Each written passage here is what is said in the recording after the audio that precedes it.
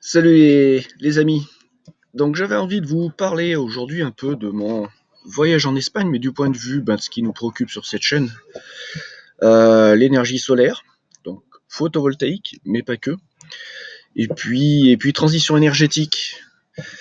Donc je me suis beaucoup renseigné sur le sujet de l'Espagne concernant le photovoltaïque. Pour cause, j'ai de la famille là-bas, et je dois dire que c'est un sacré bordel. Alors, pourquoi ce bordel? L'Espagne souffre exactement du même problème que la France, c'est-à-dire qu'il y a un lobby qui est en place, un lobby qui, de façon tentaculaire, a réussi à avoir l'emprise sur le système politique. Et ce qui fait que ce système politique, du point de vue de la transition énergétique, est plutôt timide. Alors, plutôt timide, voire même répressif. Alors, je vais essayer de vous expliquer un peu. Donc en Espagne, il existe une loi qui est appelée l'impôt sur le soleil. C'est pour vous dire un peu la philosophie du truc, puisque même les médias utilisent ce terme pour qualifier cette loi. Et donc cet impôt sur le soleil, c'est ni plus ni moins qu'un impôt sur lequel vous êtes assujetti si vous faites de la revente, de la réinjection réseau. Alors je vais essayer de cadrer un peu le truc, parce que ce qui est très compliqué en Espagne, comme en France d'ailleurs, c'est que si vous n'êtes pas un professionnel, vous avez beau chercher sur Internet avec toutes les informations que vous voulez concernant ce que vous avez le droit de faire ou de ne pas faire, c'est quasiment impossible. Donc au bout d'un moment, vous êtes obligé de faire un amalgame d'informations et d'en tirer une conclusion. Mais rien n'est clairement écrit, vous ne trouverez pas un endroit où les choses seront clairement dites, explicites, de façon à ce que vous soyez sûr à 100% que votre projet est faisable et viable sans avoir les autorités au cul ou sans être assujetti à quelque impôt que ce soit sur le solaire photovoltaïque. Alors, concrètement, je vais vous dire ce que j'ai réussi à récolter comme information concernant l'Espagne. Il y a d'ailleurs une petite alerte en bas sur l'énergie que j'irai voir tout à l'heure, éventuellement, peut-être qu'il y aura des informations à relayer. Donc, concrètement, en Espagne, à partir du moment où vous faites de la réinjection réseau, de la revente ou non, mais que vous avez un dispositif photovoltaïque qui est connecté à votre maison et votre maison est connectée directement au réseau, vous êtes obligé de faire une demande qui vous sera attribuée ou pas d'ailleurs. Là-dessus, il y a encore un flou, on ne sait pas s'il y a obligation pour l'État et l'organisme qui va faire le truc d'accepter votre demande. Et ensuite, si vous avez cette autorisation, cette validation, vous pouvez avoir un système connecté. Le point important, c'est que l'État ne communique pas et il n'y a pas de campagne d'information sur le sujet. Ce qui fait qu'en fait, les gens ne sont pas incités ou motivés à faire quoi que ce soit en la matière. Comme en France d'ailleurs. En France, vous ne verrez pas une grande campagne d'information généralisée sur télévision, papier, pour vous dire voilà quelles sont exactement les choses à faire. Vous allez trouver ça sur des sites spécialisés, de temps en temps sur un petit article, mais vous n'allez pas avoir de grande communication faisant de la conversion et la transition énergétique une grande cause nationale, voire même mondiale. Donc beaucoup de blabla dans les médias, mais par contre concrètement, aucune information pour le public. Donc concrètement, ce que dit cette loi sur le soleil, c'est qu'à partir du moment où vous avez plus de 10 kWh de moyenne de production photovoltaïque, vous êtes assujetti à cet impôt. Et donc cette chose-là est assez surprenante. Non pas les 10 kWh, puisque je trouve que le seuil de 10 kWh est tout à fait raisonnable. Au-dessus de 10 kWh, on a, enfin voilà, pour alimenter une maison correctement, si vous avez déjà 4000 watts crête, donc 4 kWh de panneaux solaires, vous faites du bon boulot. Et si vous faites de la réinjection, vous avez déjà de quoi compenser grandement votre consommation, surtout en Espagne. Donc, ce qui me surprend déjà, c'est que les gens ne sont pas au courant en Espagne, les gens ne sont pas au courant du contenu de cette loi. Les gens s'imaginent qu'en fait, vous n'avez absolument pas le droit d'avoir du photovoltaïque, et qu'à partir du moment où vous avez du photovoltaïque sur le toit, vous êtes un criminel. Et d'ailleurs, en fait, c'est la communication qui avait été, à l'époque où cette loi a été instaurée, était redescendue du point de vue médiatique. Les gens en Espagne pensent que quand vous faites du solaire, vous êtes hors la loi. Alors, ce qui s'est passé concrètement avec cette loi, je le rappelle, c'est la mise en place d'un impôt pour tous les gens qui avaient des installations et qui n'étaient pas considérés comme des entreprises. Je ne connais pas le niveau d'imposition, mais par contre, je connais la communication qui est au sujet-là, ce qui fait que les gens, en fait, se sont auto-censurés, auto-bridés, et se sont interdits par eux-mêmes de pouvoir faire ne serait-ce qu'une simple recherche d'informations pour dire mais est-ce que j'ai le droit de le faire ou pas. Donc il y a une sorte de psychose en Espagne sur le photovoltaïque du point de vue du particulier. Alors ensuite, ce que dit cette loi, c'est que vous, à partir du moment où vous n'êtes pas connecté réseau, vous avez le droit d'avoir des panneaux solaires photovoltaïques sans limitation de puissance. D'ailleurs, il n'y a pas forcément une notion de 10 kWh crête.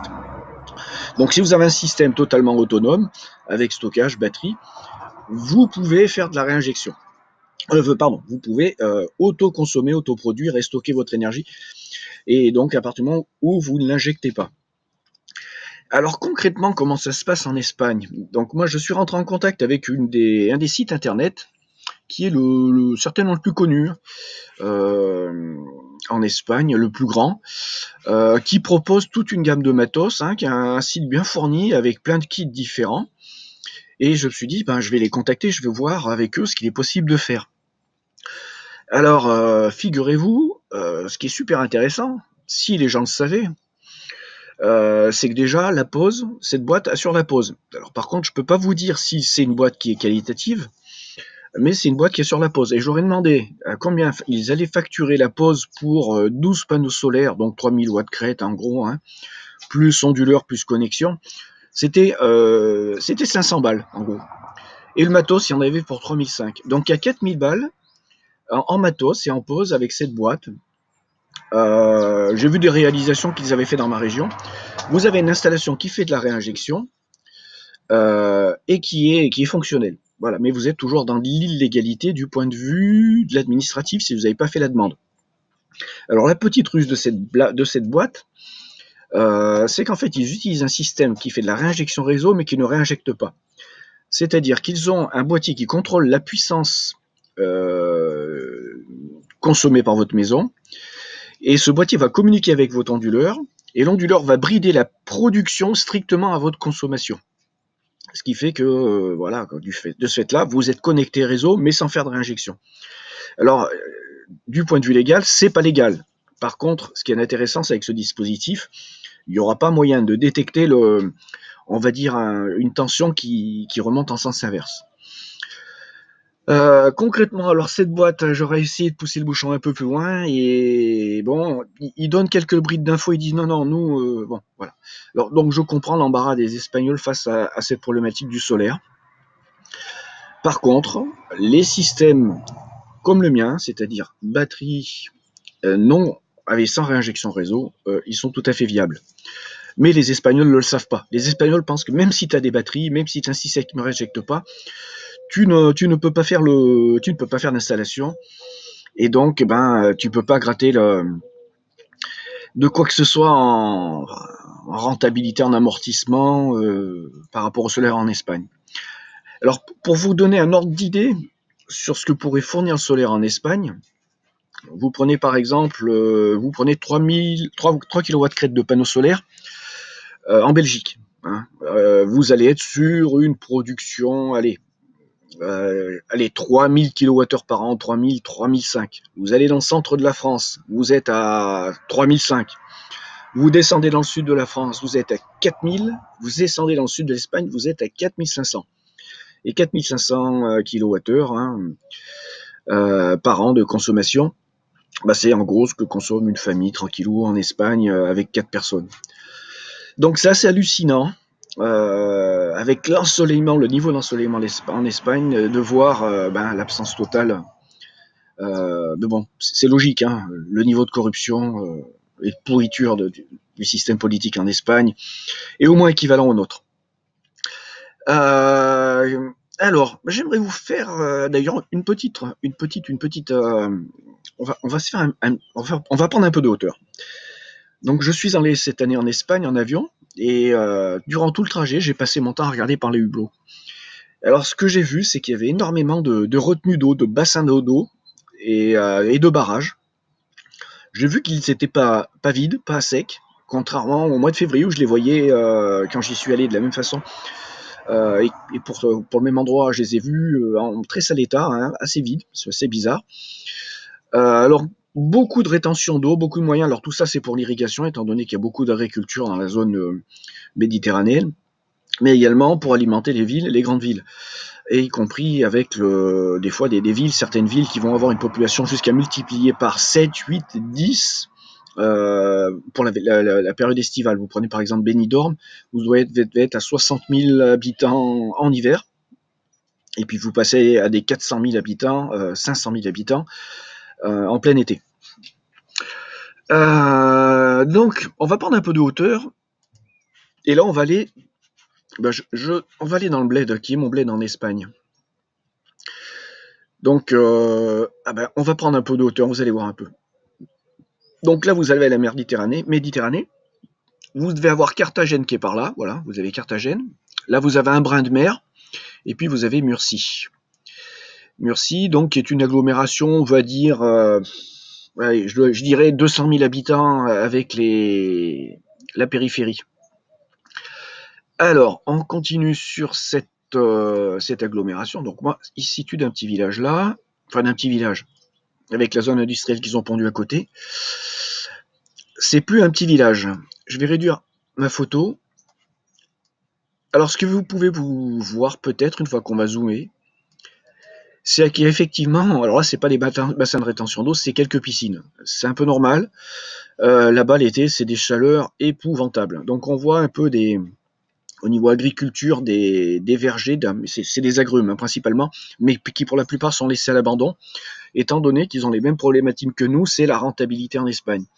L'agriculture en Espagne, si vous ne faites pas faire appel à de la main-d'œuvre étrangère qui ne sera pas déclarée, l'agriculture ne sera pas rentable.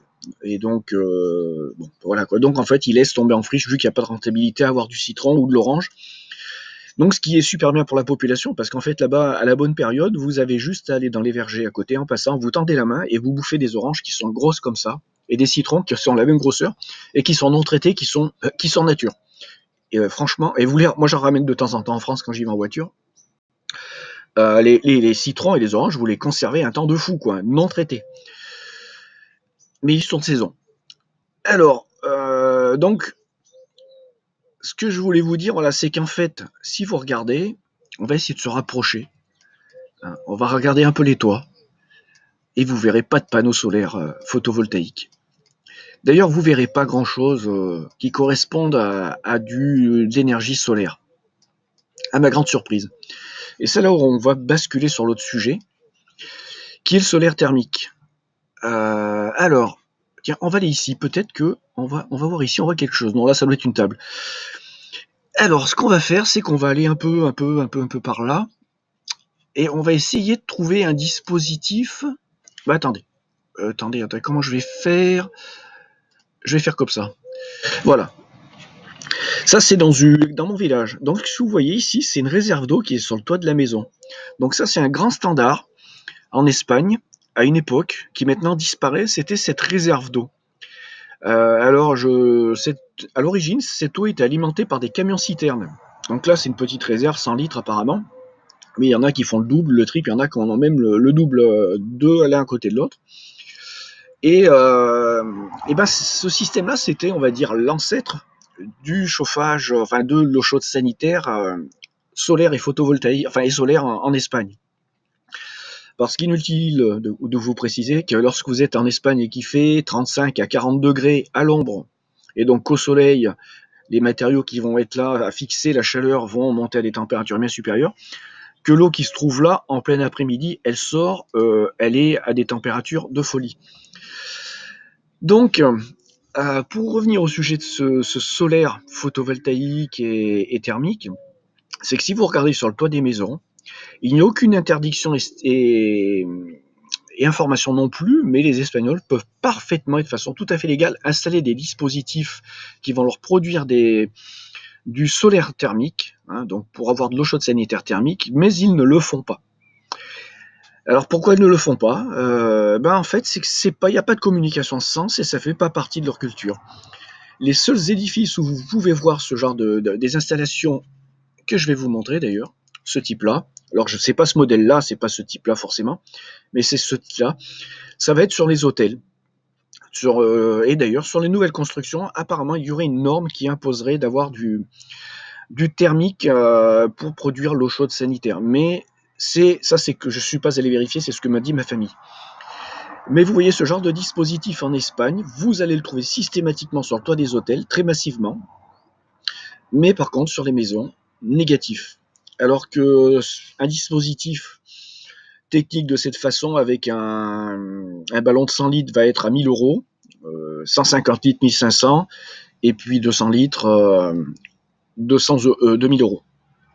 Donc 2000 à 2000 euros en gros pour la capacité de stockage.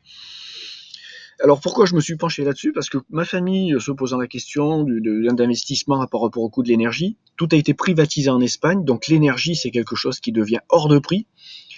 Ma cousine m'a dit qu'elle avait abandonné son contrat de fourniture d'électricité, je crois qu'il était à 6 kW, parce qu'il y avait, attention, je crois que c'était 60 ou 70 euros d'abonnement mensuel pour le compteur avec cette tarification de puissance.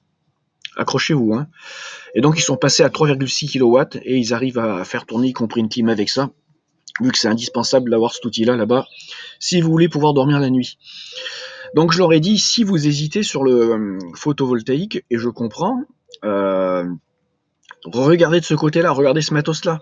Vous achetez un truc à 200 litres, 500 balles de pause par un plombier, et vous avez de l'eau chaude gratos toute l'année, y compris l'hiver, étant donné que même l'hiver, rares sont les jours où il y a des nuages, ce qui leur permettrait d'avoir de l'eau chaude sanitaire chaude toute l'année, et gratos. Donc amortissement hyper rapide, quoi. Qu'est-ce que je pouvais vous dire d'autre sur l'Espagne? Donc ça, on a vu, c'était ce qui se passait de mon côté. Ça, c'était le site internet. Oui, un truc très important. Il y a eu un changement de gouvernement en Espagne. Gouvernement qui est passé socialiste, entre guillemets, puisque j'ai vu beaucoup d'articles en France où les gens relayaient une news. Oui, les Espagnols, le nouveau gouvernement socialiste va taxer les banques. Donc ça, c'était avant, puisque dernière nouvelle, ils ont abandonné l'idée. Voilà, donc bon, ça vous rappellera peut-être quelque chose.